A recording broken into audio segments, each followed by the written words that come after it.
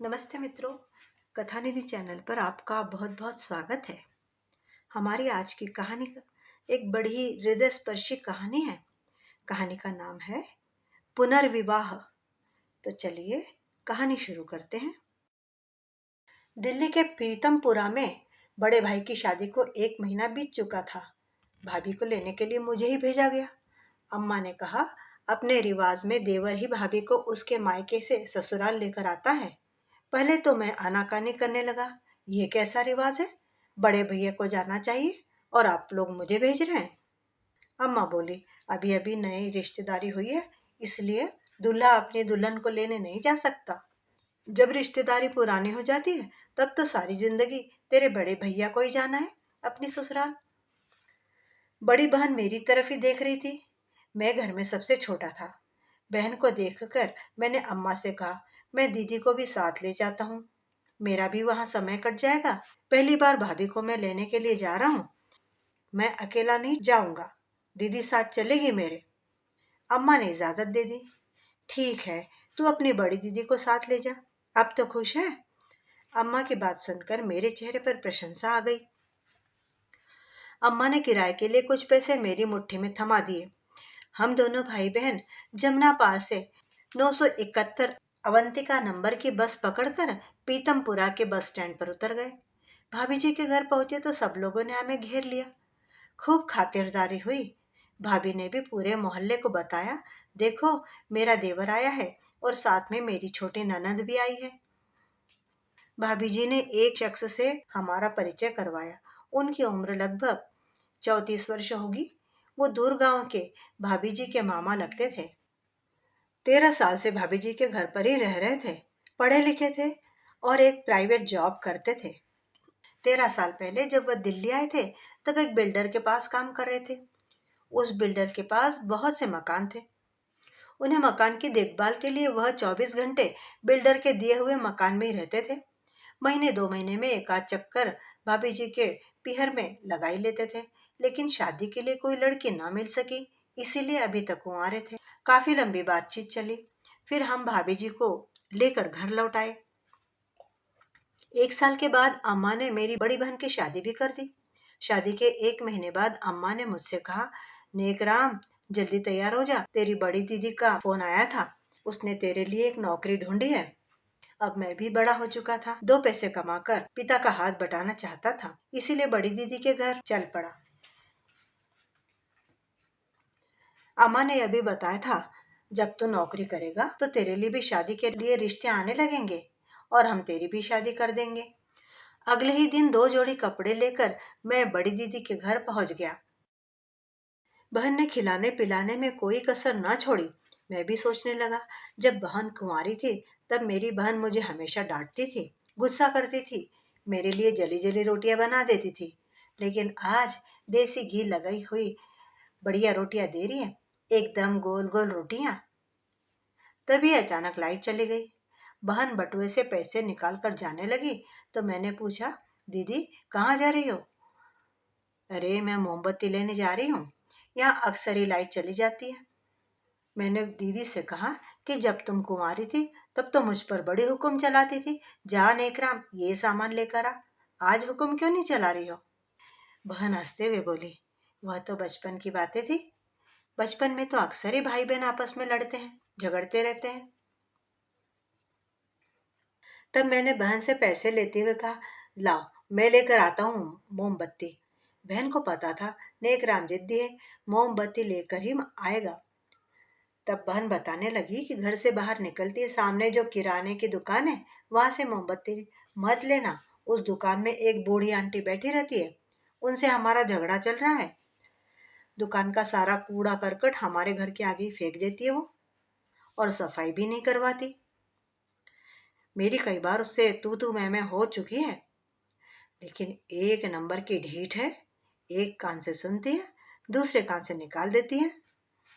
उसकी बहू अंजलि तो फिर भी ठीक है, झगड़ा ना हो इसलिए हमारे आंगन के बाहर तक की सफाई भी कर देती है। अंजलि की 2 लड़कियां हैं, तीसरी क्लास में पढ़नी जाती है, स्कूल में हमेशा फर्स्ट आती है।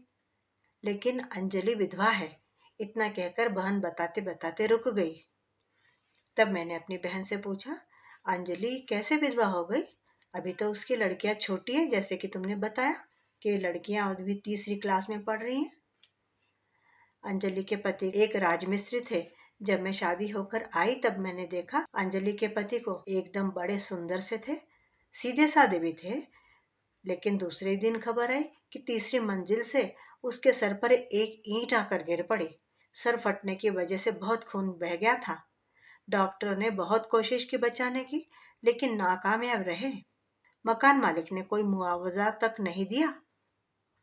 मकान मालिक का कहना था, बरसात की वजह से हमने काम रोक दिया था। सब मजदूरों को घर जाने के लिए आदेश दे चुके थे। सभी मजदूर अपने अपने घर जा चुके थे। अंजलि का पति भी घर जा चुका था। लेकिन शाम को अंजलि का पति न जाने उस बनती हुई अधूरी बिल्डिंग के नीचे क्या करने चला गया। तेज हवा के कारण ऊपर छत की दीवार से एक ईंट तेजी से नीचे गिरी। ईंट सर पर लगी इतनी तेजी से कि उसकी वजह से उसकी मौके पर ही मृत्यु हो गई। मैं काफी दिन से देख रही हूँ अंजलि पर दिन जुल्म बढ़ते जा रहे हैं। सारा दिन घर का काम करती रहती है, कपड़े धोना, खाना बनाना। उसके चेहरे की हंसी तो एकदम गायब हो गई है।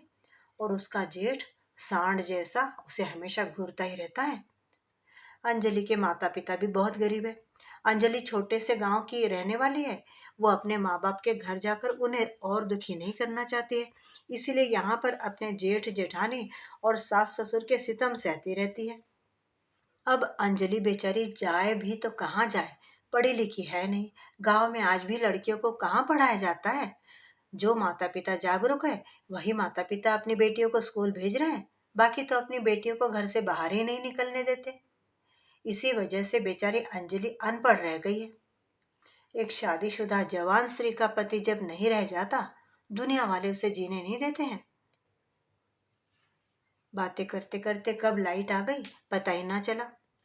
तब मैंने दीदी को बताया, जब हम भाभी जी को लेने भाभी के मायके पहुंचे थे तब वहां पर अपनी मुलाकात भाभी जी के मामा जी से नहीं हुई थी, वो जिनकी अभी तक शादी नहीं हुई है। क्या मामा जी की शादी आपकी पड़ोसन अंजलि के साथ हो सकती है? मामा जी का घर भी बस जाएगा और अंजलि को पति मिल जाएगा और अंजलि के बच्चों को एक पिता मिल जाएगा।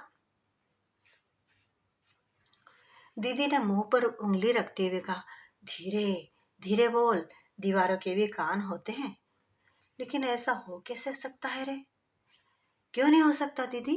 तुम एक बार अंजलि से अकेले में बात करके देखो, उसके मन में क्या है, शायद वह कुछ तो जवाब देगी। मैंने मुट्ठी में रखे पैसे टेबल पर रखते हुए कहा। दीदी बोली, ठीक है, सुबह वो बच्चों को स्कूल छोड़ने जाती है, वहीं पर मुलाकात हो सकती है। हमने अगले दिन का इंतजार किया और सुबह होते ही रास्ते में दीदी ने अंजलि को रोक लिया। अंजलि ने बहन को देखते ही कहा, दीदी नमस्ते, क्या बात है, रास्ते में मुझे क्यों रोक लिया? अब तो आपका आंगन भी साफ रहता है, मैं सफाई जो कर देती हूँ। मैं बहन के साथ ही खड़ा था। तब दीदी बताने लगी, सफाई को छोड़ो, देखो अंजलि, मैं तुम्हारी भलाई चाहती हूँ। जीवन बहुत लंबा है। तुम्हारा जेठ शराबी है, घर में किराने की दुकान है, इसलिए वह काम धाम तो करता नहीं, अपनी बूढ़ी माँ को ही दुकान पर बिठा रहता है।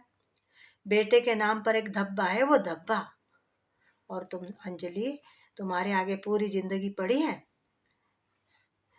मुझे मालूम है बुढ़िया भी कुछ कम नहीं है, किराने की दुकान में नकली सामान ज्यादा बेचती है। पति यानी कि उसका छोटा बेटा मर गया है, मगर उसे तो कोई फर्क ही नहीं पड़ा। पहले तुम्हारी लड़कियां प्राइवेट स्कूल में जाती थी, अब सरकारी में नाम लिखवा दिया है। पहले लड़कियों के लिए वैन लगाई हुई थी, अब तुम्हें खुद पैदल ही लड़कियों को स्कूल से लाना ले जाना होता है। मुझे तो लगता है तुम्हें घर पर खाना भी ठीक से नहीं मिलता होगा। मुझे आती तुम्हारे घर की आवाजें सुनाई। तुम्हारी जेठानी और तुम्हारी सास कितने जोर जोर से तुम पर चिल्लाती रहती हैं। इतना सुनते ही अंजलि फूट फूट कर रोने लगी। बोली, एक दिन मैंने पेट भर के खाना खाने के लिए थाली में 4 रोटी रख ली तो सासू माँ ने मुझे कोसते हुए कहा, बड़ी बेशर्म बहू है, मेरे बेटे को मरे हुए अभी 15 दिन भी नहीं हुए और तू ठूस ठूस कर खाना खा रही है। और ये कहते हुए उन्होंने मेरे आगे से थाली छीन कर रसोई घर में रख दी थी। उस दिन मैं भूखी ही बिस्तर पर अकेली अपनी लड़कियों के साथ लेटी रही। लेकिन किसी ने भी एक रोटी के लिए भी न पूछा। क्या बताऊं दीदी आपको। अंजलि की दुख भरी कहानी सुनकर एक बार तो मेरा भी कलेजा कांप उठा। दीदी ने अंजलि को सब कुछ समझा दिया। अभी तुम घर जाओ, तुम्हें इस घर से निकालने की जिम्मेदारी मेरी है। पूरे मोहल्ले के सामने सम्मान के साथ तुम्हारा दूसरा विवाह होगा और मैं देखती हूँ कौन तुम्हारे दूसरे विवाह के बीच में आता है। अंजलि अपने घर जा चुकी थी। हम दोनों भाई बहन वापस घर लौट आए। मैंने दीदी को ये समझा दिया कि जीजा जी को बिल्कुल भी इस बात का पता ना चले। जीजा जी कमजोर दिल के हैं, लड़ाई झगड़े से दूर रहना ही पसंद करते हैं। मैंने और दीदी ने एक दूसरे को विश्वास दिलाया कि अंजलि की दूसरी शादी तो हम करवा कर ही रहेंगे। उसी दिन हम भाई बहन भाभी जी के मायके पीतमपुरा पहुंच गए। फोन करके तुरंत भाभी जी ने मामा जी को भी बुलवा लिया और उन्हें बताया कि अब तुम्हें कुंवारा रहने की जरूरत नहीं है। आपके लिए हमने लड़की देख ली है। विधवा है लड़की, उसकी 2 लड़कियां हैं। अंजलि की फोटो भी हम साथ में लाए थे। शायद मामा जी भी समझ चुके थे कि उनकी उम्र निकल चुकी है शादी की। अब कुंवारी लड़की मिलना संभव नहीं है, इसलिए वह चुप होकर हमारी बातें सुनते रहे। अंजलि के गांव का हमने एड्रेस ले लिया था, जहां अंजलि के माता पिता रहते थे। उसी दिन मामा जी को लेकर हम दोनों भाई बहन ट्रेन में बैठकर अंजलि के गांव पहुंच गए। पगडंडी से चलते हुए हम एक कच्ची बस्ती में जा पहुंचे। खेतों में बहुत से मजदूर किसान खेती बाड़ी का काम करने में लगे हुए थे। हमने अंजलि के घर का वहां के किसानों से पता पूछा। अंजलि के माता पिता को किसी ने बताया कि शहर से कुछ लोग आए हैं आपसे मिलने के लिए। कुछ देर बाद हमें अंजलि के घर का पता मिल गया। हमने अंजलि के माता पिता को पूरी बात बताई। उन्हें अच्छी तरह से समझा भी दिया कि अंजलि की शादी जिस लड़के से होगी वो आपके सामने मौजूद है। आप एक बार उसे अच्छी तरह से देख लीजिए। इनकी उम्र 34 वर्ष है। अभी तक शादी हुई नहीं है इनकी। दिल्ली में एक बड़े बिल्डर के पास काम करते हैं। बिल्डर ने रहने के लिए एक मकान दिया हुआ है। अंजलि भी उसी में रहेगी। घर का किराया नहीं देना पड़ेगा।